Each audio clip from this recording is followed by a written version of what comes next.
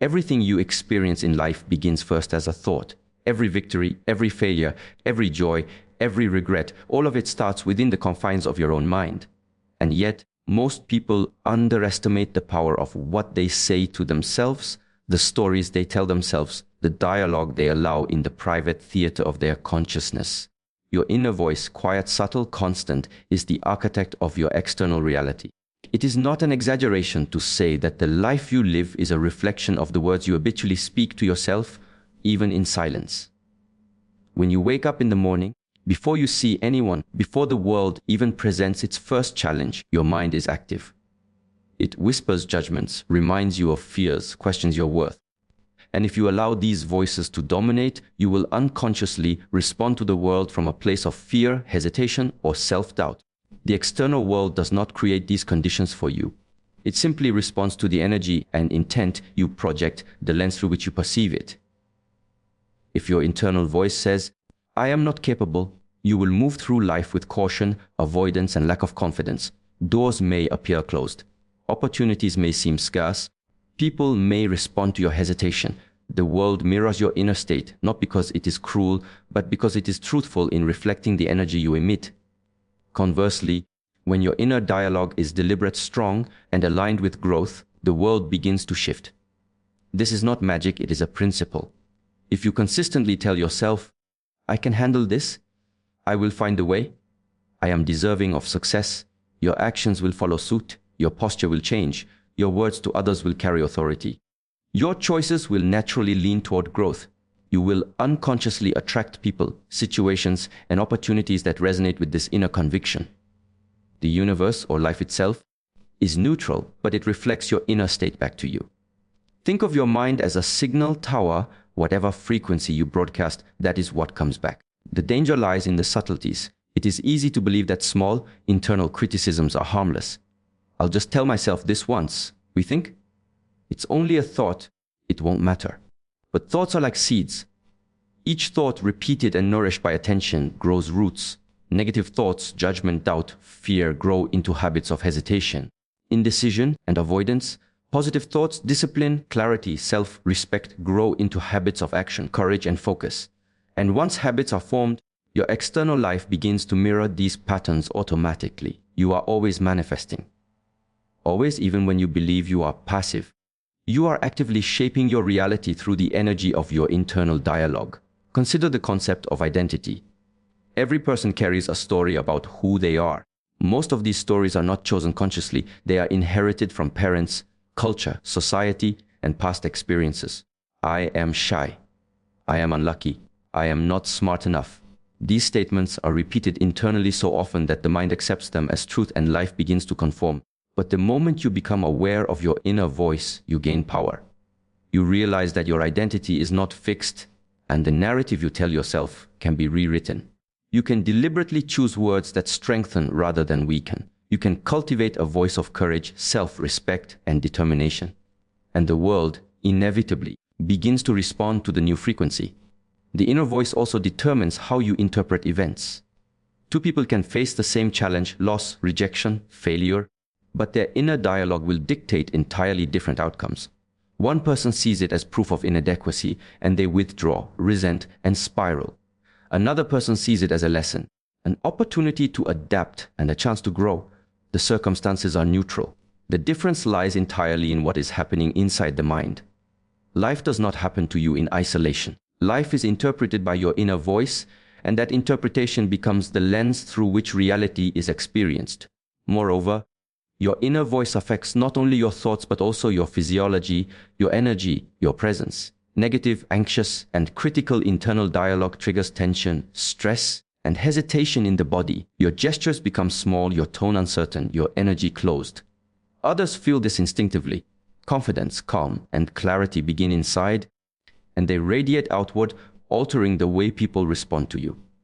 You cannot separate your inner narrative from your external interactions. What you tell yourself silently every day determines how others perceive you, how circumstances unfold, and how resilient you are in the face of challenges. This principle applies in both subtle and monumental ways. A person who tells themselves, "I am capable of more," may begin small, sending an email they've been avoiding, starting a difficult conversation, or taking a step outside their comfort zone. Each action, influenced by the inner voice, creates momentum. Opportunities appear because the person is moving, not waiting. Another person telling themselves, "I can't handle this," will stop at the threshold of the same opportunity, and doors that seemed open will close because hesitation changes the dynamics of engagement. The outer world reflects the inner state with remarkable fidelity. It is also crucial to recognize the consistency of the inner voice. Occasional positive thoughts are not enough. The mind responds to repetition. Just as a river carves a canyon over time, repeated internal dialogue shapes habits, decisions, and ultimately reality. Discipline of thought is the foundation of discipline in life. This is why morning rituals, affirmations, and deliberate reflection are not trivial. They are the maintenance of your inner architecture. They condition the mind to speak in alignment with your desired life rather than in reaction to fear, expectation, or circumstance. The transformative power of the inner voice is not external. It is internal first, because the mind creates before the hand acts, before the words are spoken, before the world appears to respond. If you wish to change your reality, you must begin here with the words you allow yourself to hear in silence, the tone of the dialogue you cultivate, the truths you accept or reject. It is not enough to hope, it is not enough to act blindly. Consciousness of your internal voice is the key. When mastered, the inner voice becomes a mentor, a motivator, a source of guidance that transcends circumstances. When ignored, it becomes a saboteur, slowly shaping a life of limitation and regret. The question is not whether your inner voice matters, it matters infinitely, but whether you will claim mastery over it or remain a passive listener to whatever murmurs have unconsciously shaped your existence. Discipline is often thought of as an external measure, a schedule to follow, tasks to complete, goals to achieve. People believe discipline exists in the body, in action, in what they can physically control. But the truth is far deeper, far more fundamental. Discipline begins in the mind. It begins in the thoughts you allow, the attention you give, and the patterns you cultivate internally. Without discipline in thought, discipline in life is fragile, inconsistent, and short-lived. You may follow rules, complete tasks, and achieve goals, but the foundation is unstable. When life tests you, when emotions rise or circumstances shift, without mental discipline, your actions will crumble. Your thoughts are the blueprint for your actions. Every decision you make, every behavior you display, every habit you cultivate begins as a thought. The person who tells themselves, "I will not be distracted, I will focus on what matters," even in a small moment, begins to condition their mind to act with intention. The person who allows fleeting thoughts of indulgence, procrastination, or doubt to dominate will find their actions following the same path. Discipline in thought creates a ripple effect. It trains your attention, strengthens your will, and aligns your choices with your higher purpose. Most people underestimate the power of their thoughts because they are subtle, invisible, and constant. Thoughts are not loud commands. They are whispers, murmurs, fleeting images that pass through the mind. Yet these whispers are the most persistent teachers in your life. If your internal dialogue is chaotic, reactive, or weak, your life will reflect the same lack of structure. You may be consistent in small routines, but the bigger challenges, stress, temptation, uncertainty will break you. Mental discipline is the ability to choose which thoughts to nurture, which to dismiss, and which to transform into constructive patterns. It is the ability to stand silently in your mind and observe, guide, and direct with unwavering awareness. Discipline in thought is not about rigid control or denying emotions. It is about mastery. It is the understanding that while you cannot always control the external world, you can control your internal response. You can choose to feed thoughts that strengthen your focus, resilience, and clarity, and starve thoughts that weaken, distract, or distort reality. Every thought you entertain repeatedly, positive or negative, shapes the neural pathways in your brain, conditioning your automatic responses. This is how mental discipline translates directly into life discipline. The stronger your internal structure, the more consistent, resilient, and effective your actions become. Consider the difference between two individuals facing the same challenge. One person wakes up and allows the mind to drift into fear, anxiety, and doubt. They think, "This is too hard, I might fail, I am not ready." Their actions are hesitant, their energy scattered, and their decisions reactive. They may complete tasks, but inconsistently, with stress, with inefficiency, and with regret. The other person begins the day with mental discipline. They tell themselves, I will approach this with focus. I will control my attention. I will act with intention. Their thoughts are organized, their mind clear. Their actions follow naturally.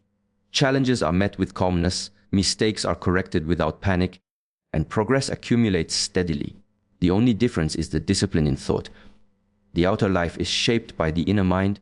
Discipline in thought also builds resistance to distraction. The world is full of noise, instant gratification, and endless temptations.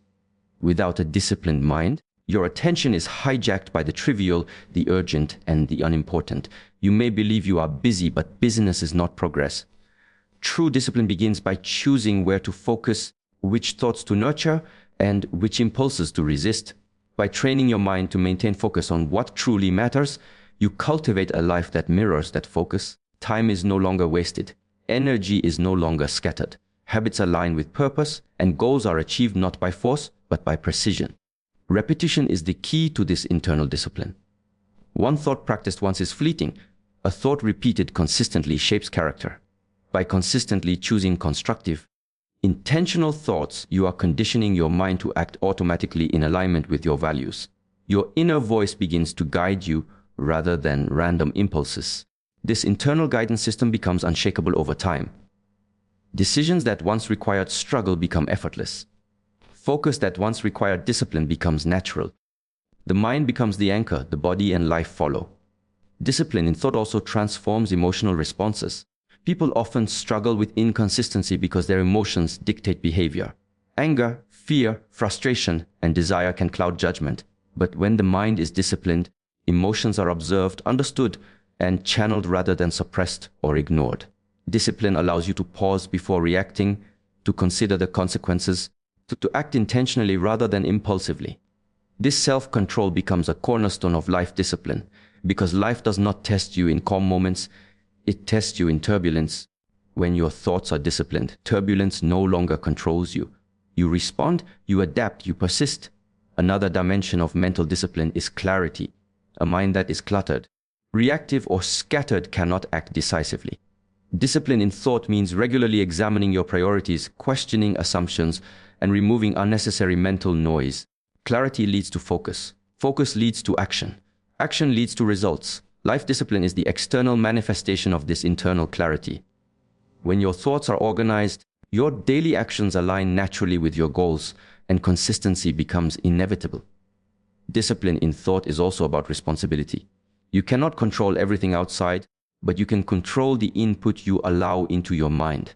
Media, conversations, habits, environments, all of these shape thought patterns. By consciously curating these inputs and maintaining vigilance over the inner dialogue, you build a life where choices are deliberate rather than reactionary. You train yourself to respond to challenge, to pursue growth, and to maintain integrity in every action. Discipline in life is not imposed from without, it flows naturally from this internal mastery. Even small practices amplify this effect. Waking up and choosing a positive, constructive thought. Pausing before reacting to frustration. Questioning negative self-talk. Repeating affirmations with intention. Observing internal patterns without judgment. Each moment of conscious thought strengthens the neural pathways of discipline, creating an automatic alignment between mind, body, and action. Over time, discipline in thought becomes invisible infrastructure for a life of consistency, resilience, and achievement. Self-respect is not something that is given to you by others. It is not earned through approval, compliments, or recognition from the outside world. True self-respect begins quietly in the inner chambers of your own mind, in the choices you make, and most importantly, in what you allow yourself to tolerate. Every decision you make about your own behavior, your own standards, and your own boundaries communicates to yourself how much you value your presence, your integrity, and your life. The moment you accept something from yourself that contradicts your values, that compromises your integrity, or that diminishes your potential, you are silently lowering the bar of self-respect. And over time, what you tolerate from yourself becomes the measure by which the world perceives and interacts with you. Most people never realize how much self-respect is defined internally. They think of it externally, dressing well, speaking confidently, or commanding attention. These are the visible results, but they are only the surface. Beneath the surface lies a far more powerful force, the inner rules you set for yourself. What you refuse to accept from yourself, the laziness, the dishonesty, the self-deception, the compromise is what builds character and fortifies self-respect. When you allow yourself to act in ways that undermine your principles, you create a subtle fracture in your own integrity. The mind notices, the body notices, and the world notices. Others do not need to be told how you tolerate yourself. They sense it immediately, and they adjust their own expectations accordingly. Consider the small daily choices. The temptation to lie, even in minor ways, the tendency to take the easy path rather than the right path, the habit of procrastination, the moments you let fear dictate inaction. These are not trivial. Each act of self-compromise is a message to yourself that your standards are negotiable, that your worth can be diminished, that your integrity is flexible. Self-respect is built through vigilance in these moments, through the unwavering commitment to refuse shortcuts that sacrifice your principles. To tolerate less from yourself is to elevate your sense of worth. To tolerate more is to silently erode it. Self-respect also manifests in how you manage your energy and your time. The people who respect themselves do not give themselves away lightly. They do not surrender their attention to distractions, negativity, or trivial pursuits. They do not tolerate gossip, envy, or unnecessary confrontation within themselves or from others. Every time you allow yourself to be consumed by something that does not serve your growth, you are setting a precedent for the minimum standard of behavior you accept from yourself. Your mind internalizes this standard and your life follows. If you tolerate chaos, procrastination, or excuses, you train yourself to live in that lower state. If you refuse to tolerate these things, insisting instead on clarity, focus, and intentional action, you elevate the quality of your life and strengthen your self-respect. Another crucial aspect is the courage to confront your weaknesses. True self-respect requires honesty with yourself. It requires looking in the mirror and acknowledging the areas where you are falling short, not to punish yourself, but to demand better from yourself. To tolerate laziness, denial, or weakness is to diminish the value of your own existence. To demand accountability from yourself, even when it is uncomfortable, even when it hurts, is to strengthen the inner foundation of self-respect. The mind that refuses to accept mediocrity internally will naturally operate with a higher level of discipline externally. The world will treat you according to the inner standard you set, and the boundaries you enforce upon yourself become the rules by which life respects you. The principle extends beyond personal habits into relationships and interactions. Self-respect begins with what you tolerate from yourself in how you allow others to treat you. If you tolerate disrespect, compromise your values for approval, or allow yourself to be manipulated, you are silently sending a message that your boundaries are negotiable. Before you can demand respect from others, you must first demand respect from yourself. The refusal to tolerate being treated poorly starts internally. It starts with the awareness of your worth and the willingness to enforce it consistently in your own behavior. Self-respect also requires the courage to say no, not just to others but to yourself. There will always be moments when indulgence, fear, or laziness tempts you to abandon your principles. The person who respects themselves does not rationalize compromise. They do not allow temporary comfort to undermine long-term integrity. Saying no to yourself in critical moments is a profound act of self-respect. It is proof that your own standards matter more than fleeting satisfaction. Each no becomes a building block of the inner fortress that protects your dignity, your character, and your potential. Consider the voice you hear when you are alone, when no one is watching. That voice defines the true measure of self-respect. If you tolerate dishonesty, excuses, self-pity, or avoidance, you are quietly eroding your own value. If you hold yourself accountable, demand growth, and refuse compromise in your personal integrity, you are cultivating a deep, unshakable self-respect. Over time, this internal standard becomes automatic. You no longer have to consciously enforce it because your mind and body operate according to these rules naturally. You carry yourself differently, think differently, and act differently. The world responds to this internal strength instinctively. Every major transformation in life begins with this principle. Leaders, creators, and those who achieve greatness do so not only because of talent or opportunity, but because they refuse to tolerate anything from themselves that contradicts their values, their vision, or their potential. They train themselves to resist distraction, dishonesty, weakness, and comfort. They demand more from themselves daily. They refine their behavior, their habits, and their mind with vigilance. And this internal discipline manifests as external authority, influence, and respect. Ultimately, self-respect is the sum of countless small decisions. Every time you choose integrity over convenience, courage over fear, action over procrastination, you reinforce your self-worth. Every time you refuse to tolerate mediocrity within yourself, you set the stage for a life of dignity, clarity, and purpose.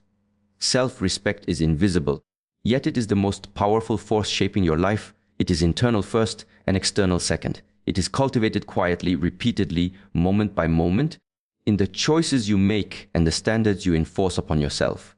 The morning is the foundation upon which the entire day is built. It is the first hour, the first moments of consciousness, where the mind is most malleable, most impressionable, most powerful. How you think in these early moments will ripple through every interaction, every decision, and every action you take. Clarity in the morning is not a trivial habit. It is a decisive factor in the quality of your life. The thought you allow, the focus you choose, and the intentions you set before the day begins determine whether your day will be reactive, chaotic, and fragmented, or intentional, productive, and aligned. Most people wake up and allow the world to invade their mind immediately. They check their phones, absorb social media, read emails, or react to messages before even fully waking. Their mind is flooded with other people's agendas, opinions, and distractions before they have had a moment to align with their own purpose. By the time they take the first action of the day, their focus has already been hijacked.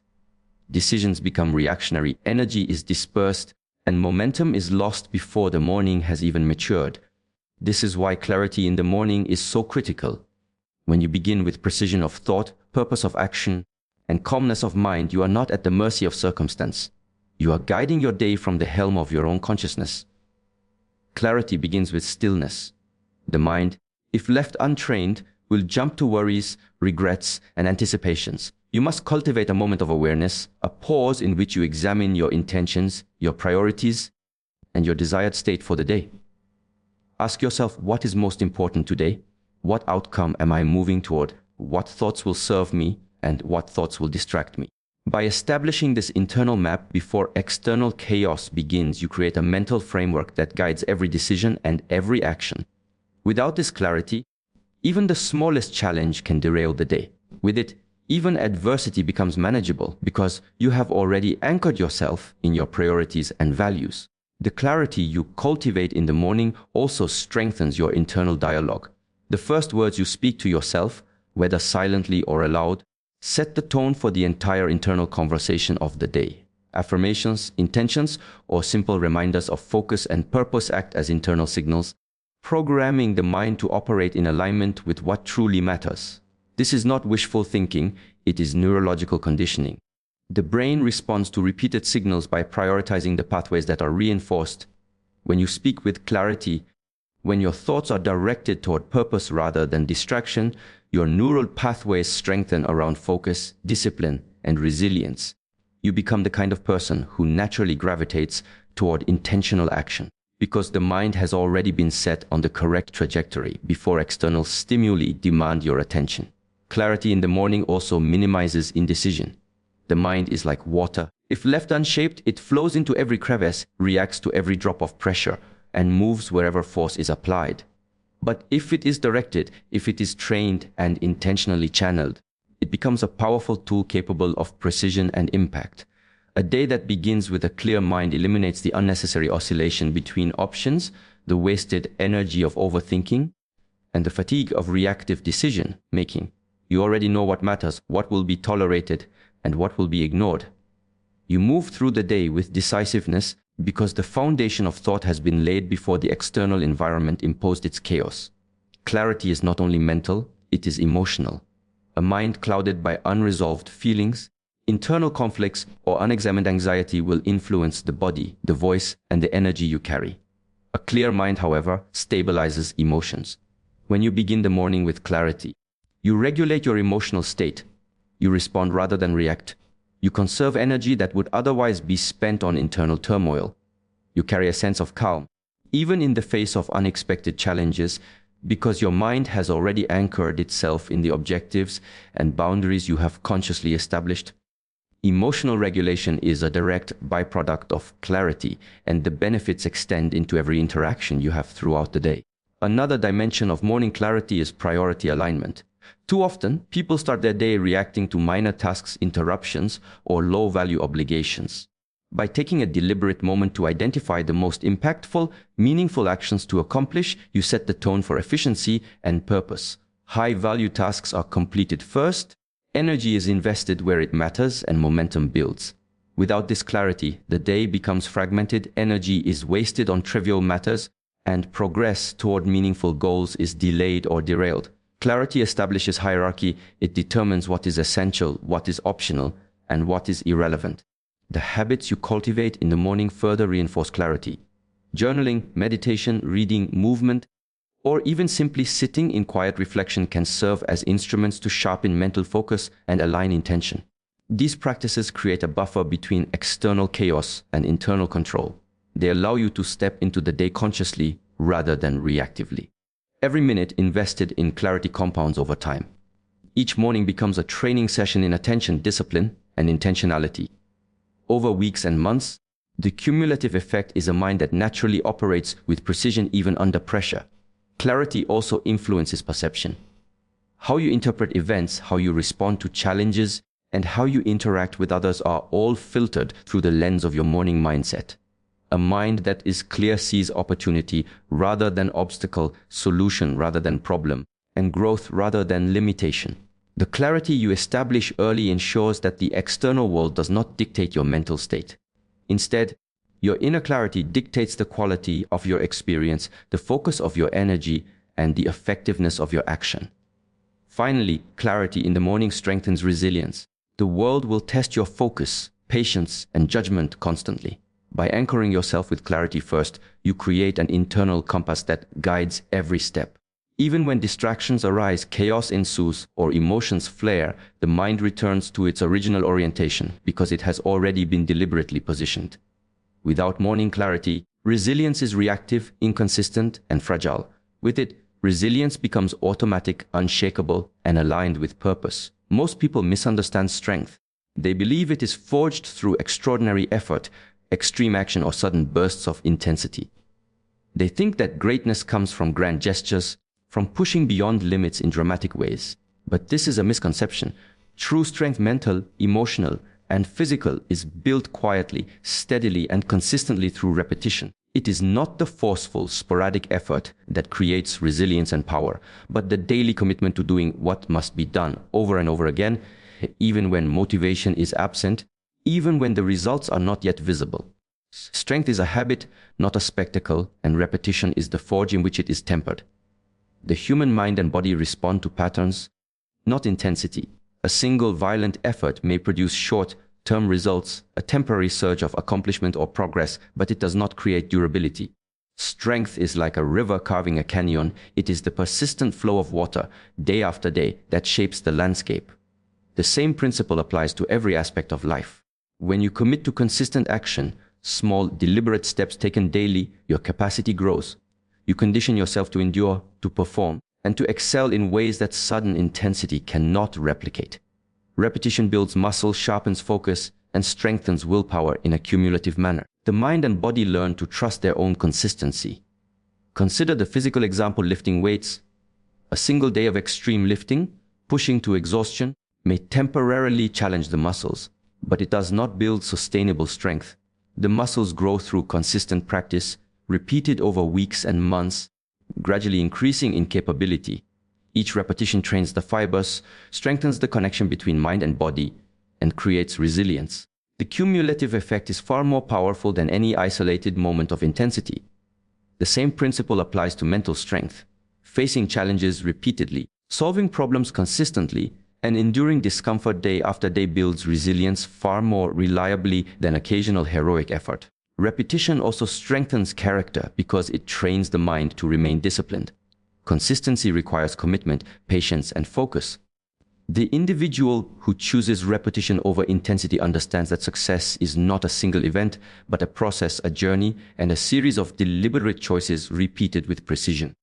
Every time you repeat a positive action, a deliberate thought, or an act of courage, you are reinforcing your identity. You are telling yourself, this is who I am. This is what I do. This is the standard I hold myself to. Intensity may inspire for a moment, but repetition creates a foundation of identity, the internal structure upon which all accomplishments are built. Repetition also eliminates reliance on motivation. Motivation is fleeting, it comes and goes like waves. If you depend on inspiration alone, your progress will be inconsistent. But repetition does not rely on emotion or external stimulation. It is a practice, a discipline, a commitment to continue regardless of how you feel. This is why the strongest individuals in life do not always start with overwhelming intensity. They start small, consistently, daily, and allow the process of repetition to build endurance, confidence, and capability over time. The act itself becomes the training of character, patience, and perseverance. Strength built through repetition also develops resilience to failure. Intensity without repetition often collapses at the first obstacle. The single, extreme effort cannot endure pressure, disappointment, or resistance. But when you repeat action, when you face the same challenge repeatedly, you learn to adapt, you learn to recover, you learn that failure is not an endpoint, but a step, a feedback loop, a guide that directs you toward improvement. The cumulative nature of repetition conditions you to persist when others give up. It teaches the mind that endurance is possible, that mastery is achieved not in sudden victories, but in the quiet accumulation of effort over time. Another aspect of repetition is mastery. Intensity may produce superficial results, but repetition produces depth.